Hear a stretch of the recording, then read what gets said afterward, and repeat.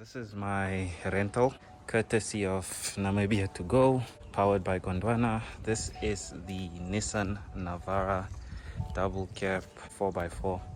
Comes with a 2.5 liter diesel engine. Power is around 120 kilowatts and around 400 Newton meters of torque. I'll be doing around 1,200 kilometers with this car from Katima Mulilo to Windhoek. I'll be telling you everything with regards to the driving comfort, fuel consumption, how it is off-road, all of that, and basically just what this Bakkie has to feature.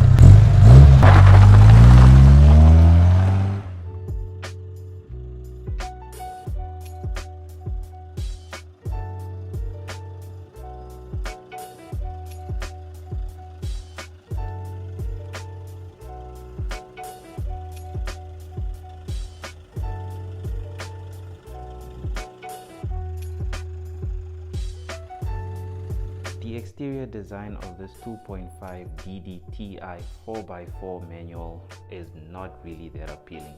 You do get it with a black front grille, body colored front bumper, black manual door mirrors, as well as black door handles, front and rear mud flaps, a front towing hook, and a 12-volt outlet inside the load box.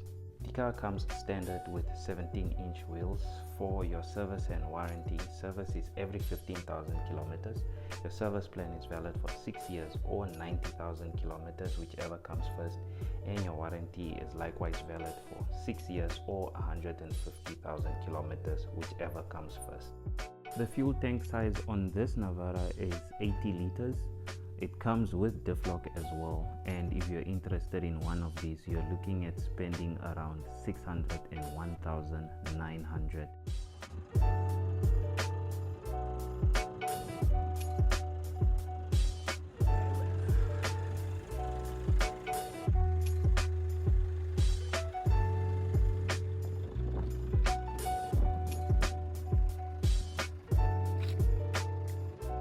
The interior is basically made out of one thing, apart from the seats. Everything is plastic. From the doors, plastic, hard plastics. It has manual windows, so you have to, even your dash is totally made out of plastics. And I think the reason why is because, one, this is the more budget-based Navara, but also it's made to last. Steering wheel is quite solid. It's not thick, it's also not thin. The grip is good. Basic, simple design.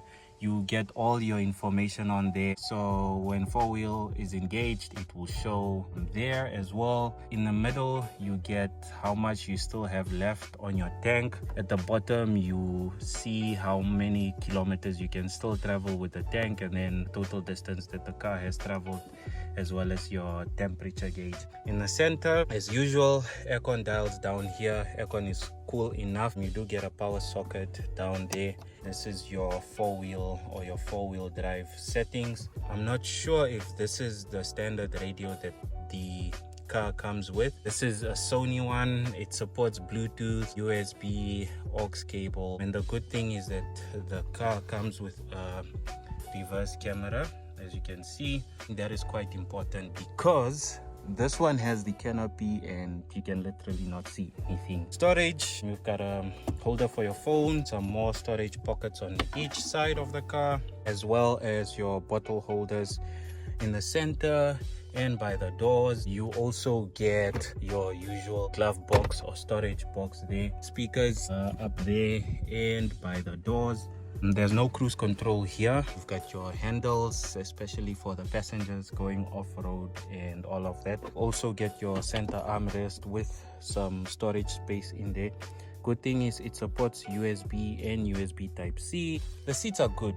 They are reasonably comfortable. The only issue that I had is while I was doing off-road is the support in here is not good. Maybe I'm small, but yeah, I just felt like I was moving quite around when I was driving the car. So for me, that is a complaint that I would have. But otherwise, very practical, nothing fancy in here. Similar to the front, everything is plastics. You've got your bottle holders, speakers, manual windows. If you lift the seat up, Down here is where you get your jack, and then I think that's your first aid kit. I don't know if it comes as standard or because this is a rental. Floor is quite flat for the middle passenger, so you are good. USB support there, and the rear passengers have air vents, so that is quite cool. As part of safety, this vehicle is fitted with driver and front passenger airbags, ISOFIX for the child seat, anti-theft system, ABS, EBD, brake assist, vehicle dynamic control, and trailer stability assist. Okay, so right now, as you can see, I am off-road. I'm actually doing a self-drive within the Bwabwata National Park, and I have engaged four-wheel drive. I am in second gear, and this Navara is performing actually well. The 4x4 engages quite well. It's a bit of a bumpy road. You do need a 4x4 to come here. Once you've engaged your 4x4, it just kicks in immediately. The car doesn't hustle, and as you can see in the video footage, it's quite bumpy. It just shows what this car is able to take. I mean, this isn't your extreme 4x4 route, but overall, so far, I'm quite impressed with how the Navara is performing. It's doing a good job. To engage into four-wheel drive, you basically just flip the switch from two-wheel drive to either 4 high or 4 low, depending on what you need the four-wheel drive for.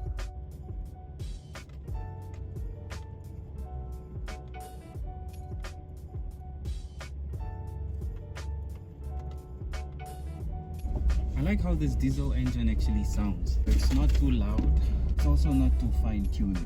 You can still hear that you're driving a diesel car, which is nice. There's no point where it seemed like it was gonna get stuck. Yeah, it's just performing well. Most of the people who buy these cars don't really, or who buy Bakkies nowadays, don't really take them off-road. They are more for the practicality, if I can put it that way, for you to load stuff.